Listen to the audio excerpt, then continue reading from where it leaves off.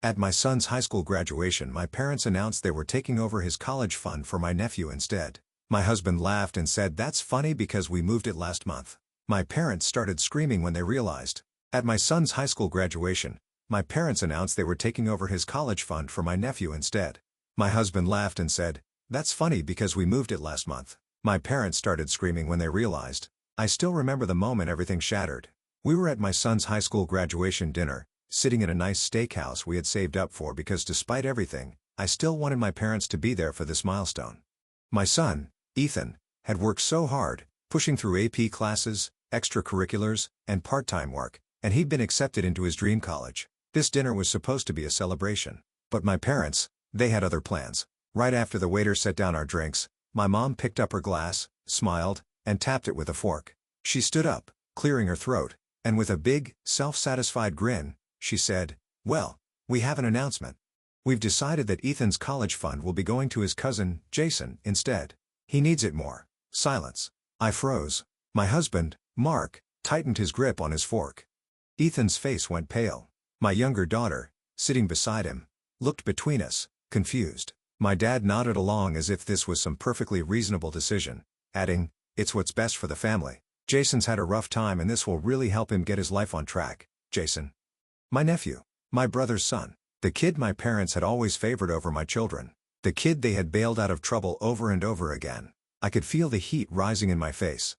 Years of biting my tongue, of letting my parents dismiss and undermine my kids, of being treated like an afterthought compared to my brother, it all started to boil over. Mark, however, was faster. He leaned back in his chair, took a sip of his beer, and chuckled. A low, amused chuckle. Then he said, "That's funny because we moved it last month." My mother blinked. My dad's smile wavered. "What?" my mom asked, her voice sharp now. Mark grinned and said, "Yeah. We saw this coming. So we moved Ethan's college fund out of their reach weeks ago." Then, everything exploded. My mother's face turned red so fast I thought she might pass out. "You had no right," she shrieked. My father slammed his hand on the table, rattling the silverware. "You can't do that. That money was meant for family." I finally found my voice. "Ethan is family, and that fund was his. You had no say in it." "You are being selfish," my mom spat. "Jason needs this. You know how hard things have been for your brother. We are fixing things for him, and you are ruining it." That was when it really sank in. They had never planned for that money to be for Ethan. Not really. They had always been waiting for the right moment to swoop in and take it. I glanced at Ethan, who was staring at them with pure devastation. He had grown up knowing his grandparents didn't favor him. But this was different. This was proof that in their eyes, he didn't even matter. And that broke something in me. "Fixing things," I repeated, my voice shaking. "You mean the way you fixed things last time Jason stole from us? Or the time he got arrested and you paid off the charges? Or the time he wrecked my brother's car and you bought him a new one?" My dad growled, "That is not the same thing. Jason has been struggling. Your brother is a single father doing his best, and I'm a mother doing my best," I shot back. "And you just told my son on one of the most important days of his life that his future doesn't matter, that you were stealing his chance at the life he worked so hard for." My mom scoffed. "Oh, please. Ethan can take out loans like everyone else." That was it. That was the moment I knew there was no coming back from this. Ethan stood up so fast his chair scraped against the floor. "You know what?" he said, voice trembling but strong. "I don't need anything from you. I don't need your money, and I definitely don't need you in my life." Mark stood too, putting a hand on Ethan's shoulder. "Let's go," he said, his voice steady, calm. "We don't owe them another second of our time." I stood up as well. "This was your last chance," I told my parents. "You have shown, again and again, who you are. But today, you made sure we'll never forget it." And with that, we walked out. They screamed after us, called us ungrateful, said we were tearing the family apart. But as I looked at my son, his head held high despite the pain in his eyes, I knew we had done the right thing. What I didn't know was just how far my parents would go to try to get that money back. We left that restaurant knowing things would never be the same, but I had no idea just how far my parents would go to get back at us. At first, it was just phone calls, endless, furious voicemails from my mom screaming about how we had betrayed the family. My dad left a few too, gruff and filled with anger, saying things like, "You'll regret this." My brother, who had stayed out of the argument that night, finally sent a text 2 days later. "I don't know what's going on, but Jason needs that money more than Ethan does. You're being selfish." That was all he said. No questions, no attempt to understand. Just "you're being selfish." I didn't reply. Then the real trouble started. The bank call a week after the dinner, Mark got a call from our bank. I was in the kitchen when I heard him say, "Excuse me? What withdrawal?" I froze. My stomach dropped. The call lasted another minute or two, and when Mark hung up, his face was tight with anger. They tried to access Ethan's fund. I grabbed the counter. "Who?" "Your parents." They called the bank, pretending to be us. Said we had given permission for a family emergency withdrawal. I couldn't even breathe. "Did they?" Mark shook his head. "Bank flagged it. Said something felt off and called me first." I wanted to scream. The nerve of them. The absolute audacity. I didn't even hesitate. I grabbed my phone, found my dad's number and called. The moment he picked up, I let loose. "You actually tried to steal from us?" I said, my voice shaking. "What is wrong with you?" My dad didn't even sound guilty. "You left us no choice," he said. "We wouldn't have had to do that if you weren't being so unreasonable." I nearly threw my phone across the room. "Unreasonable? You tried to commit fraud. It's our money," my dad snapped. "We contributed to it." That stopped me cold. "What?" My mom's voice cut in. "You think you did all of this on your own? You think we never put anything in that fund?" My hands clenched into fists. "You never gave a single cent to Ethan's fund."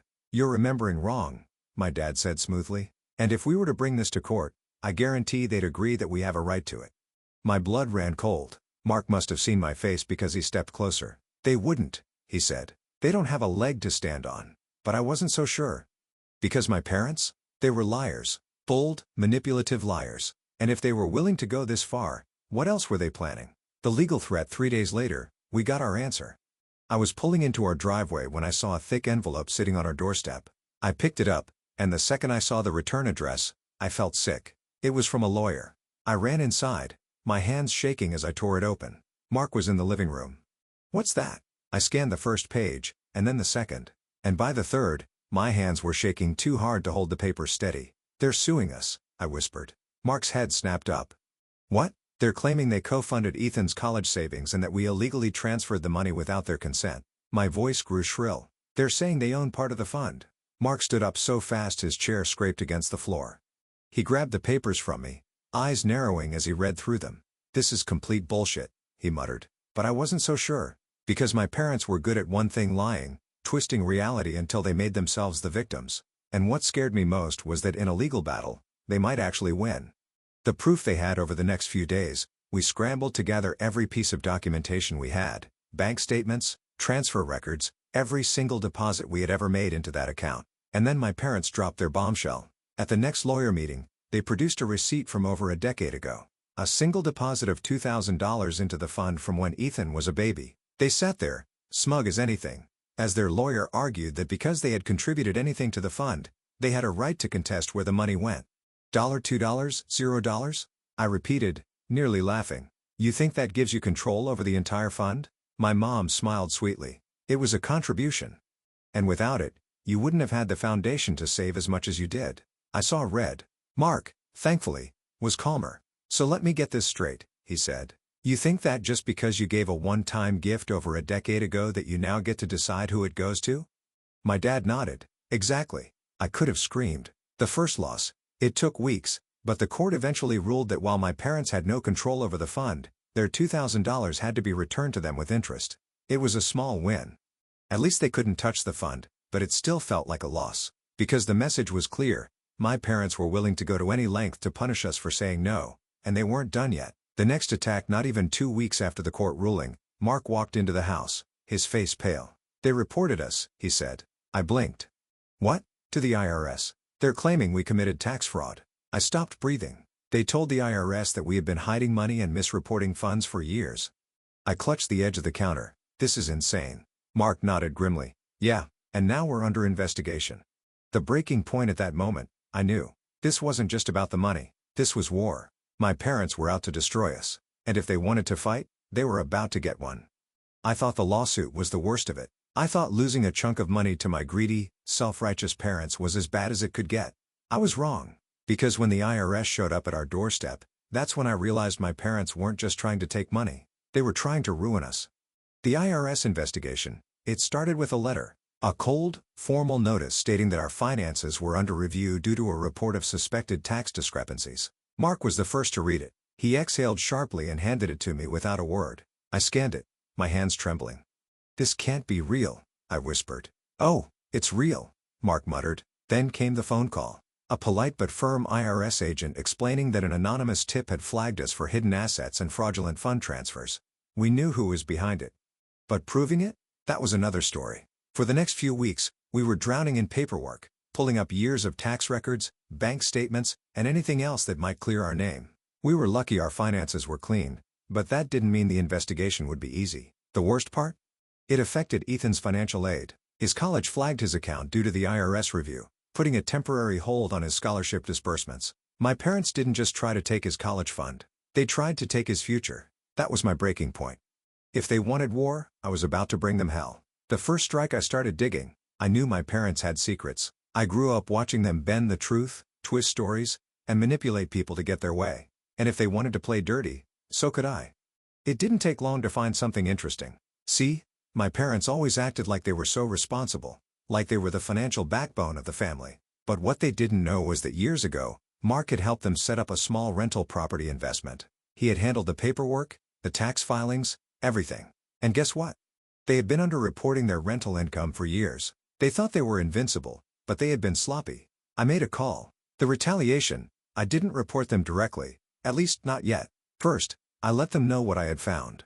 I called my mother. She answered on the second ring, her tone smug. "Oh, so you're finally ready to apologize?" I almost left. "No. I'm calling to let you know that I found the real tax fraud in this family." Silence. Then she scoffed. "What are you talking about?" "Your rental income. You know, the money you forgot to report for the last 15 years. Her breath hitched. "You have no idea what you're talking about." "Oh, I do," I said, my voice cold. "And so does the IRS. Or at least, they will, unless you drop this bullshit and call off the dogs." The shift in her tone was instant. "You wouldn't." I smiled. "Try me." She didn't say another word before hanging up. 2 days later, we got a call from the IRS. Our case? Suddenly, no longer a priority. A week after that, Ethan's college funds were unfrozen. They had backed off for now, but I knew them. I knew they wouldn't let it end like this. And I was right. The home intrusion, it happened late at night. Mark and I were asleep when the sound of glass shattering jolted us awake. For a second, I thought I was dreaming. Then I heard the unmistakable sound of footsteps inside our house. Mark was already moving. He grabbed the baseball bat he kept next to the bed and motioned for me to call 911. My hands were shaking so badly I almost dropped my phone. Then, we heard a voice. "Mom? Dad? Ethan?" Panic shot through me as I realized he was awake. He had heard the noise and instead of staying put, he was coming downstairs. "Stay in your room," Mark shouted. Too late. We stepped into the hallway just as Ethan reached the stairs. And that's when we saw him. Jason, standing in our living room. Drunk. High. Eyes wild and desperate, and holding a crowbar. The confrontation for a moment. No one moved. Then, Jason took a shaky step forward. "Where is it?" He slurred. Mark tightened his grip on the bat. "Where's what?" "The money," Jason shouted, his voice breaking. "I deserve it. They promised it to me." That's when I realized my parents had sent him. They knew they couldn't touch the money legally. They knew they had lost. So they sent their precious grandson to do their dirty work. Jason staggered toward us, raising the crowbar slightly. "You think you can just take what's mine?" Ethan took a step forward, his fists clenched. "It was never yours," he said, his voice steady despite the fear in his eyes. "And you need to get out." Jason left a broken, bitter sound. "Oh, yeah? What are you going to do about it?" That's when Mark swung the bat. He didn't hit Jason, just the wall beside him. Hard. The sound was enough to snap Jason out of his drunken haze. He stumbled back, eyes wide. Then, without another word, he turned and bolted out the front door. The police arrived 10 minutes later. Jason was arrested for attempted burglary. My parents? They bailed him out before the sun even came up. And then, my mom had the audacity to call me. "You've gone too far," she hissed. "You had him arrested?" I almost laughed. "He broke into our home with a weapon. That's on you." She was quiet for a long moment. Then, she whispered, "You'll regret this." And for the first time, I truly believed she meant it. Because this wasn't over. Not by a long shot. The family gathering that turned into a war zone 2 weeks after the break-in, my brother reached out. He wanted to meet. "It's gone too far," he said over the phone, his voice exhausted. "Mom and Dad are a mess. Jason's a mess. We need to talk." I almost left. Now he wanted to talk? After sitting back and watching while our parents tried to steal from my son? After letting them manipulate and use him like a pawn? But Mark convinced me. "Maybe this is our chance to end it," he said, "to get some real answers." So against my better judgment, we agreed. The family meeting was set for that Sunday at my parents' house. It felt like walking into a battlefield. Mark and I arrived first with Ethan refusing to come. "I'm done with them," he had said simply. And I didn't blame him. My parents sat stiffly on the couch, their expressions cold. My mom's face was drawn, her lips tight. My dad wouldn't even look at us. Then my brother walked in with Jason. I tensed immediately. Jason looked awful, gaunt, with dark circles under his eyes, his usual cocky arrogance replaced with something more fragile. My mom gestured for us all to sit, but I stayed standing. "Let's get this over with." My brother sighed. "Look, we all screwed up." Mark scoffed. "We screwed up. I didn't mean it like that," my brother said quickly. "I mean, this isn't what Mom and Dad wanted." I let out a bitter laugh. "They wanted to steal from my son. They wanted to use Jason to break into our house. So please, tell me, what exactly did they not want?" That's when Jason spoke. His voice was hoarse. "I didn't mean to hurt anyone," he muttered. I thought it was mine." His words made my stomach turn. "You thought it was yours? Why?" He swallowed hard and looked at my mom. And that's when I saw it. The guilt. My mother wouldn't meet my eyes. Mark saw it too. He sat forward, his voice dangerously calm. "Tell us, Jason. Why did you think it was yours?" Jason hesitated, glancing nervously at my mother. That's when it hit me. "Oh my God," I whispered. "You told him, didn't you?" My mother flinched. I turned to Jason, my heart pounding. "They told you it was already yours, didn't they? That Ethan's fund wasn't just being given to you, but that it was yours all along?" Jason's eyes darted back and forth, his face pale. My mom spoke before he could. "We had to," she snapped. "He was struggling. Your brother was struggling. We had to give him hope." I couldn't believe what I was hearing. "So you lied to him? You told him that his entire future was secured by money that was never his?" My dad finally spoke, his voice sharp. "What does it matter? You had plenty. You and Mark had good jobs, a house, a stable life. Jason had nothing. What kind of sister are you to sit by while your own nephew suffered?" That did it. Something inside me snapped. I took a step forward, my hands shaking with rage. "What kind of parents are you?" I hissed. "You have 2 children. But you've spent your entire lives treating me like a second-class citizen." While I pointed at my brother who shrank under my glare, got everything handed to him. "And now, you expect me to just give away my son's future because of your guilt?" My mother stood abruptly. "We did what we had to do." "No," I spat. "You did what you always do. You chose my brother over me. And this time, you got caught." Silence filled the room. Jason was shaking his head, his face crumbling.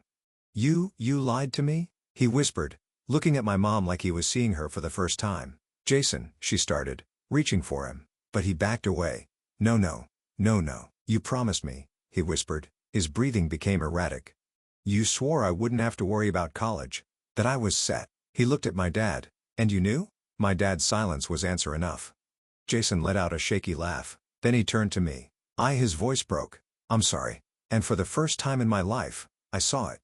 The realization, the regret, the understanding that he had been used just as much as we had been hurt. He turned and walked out. I didn't stop him. My parents tried to justify it.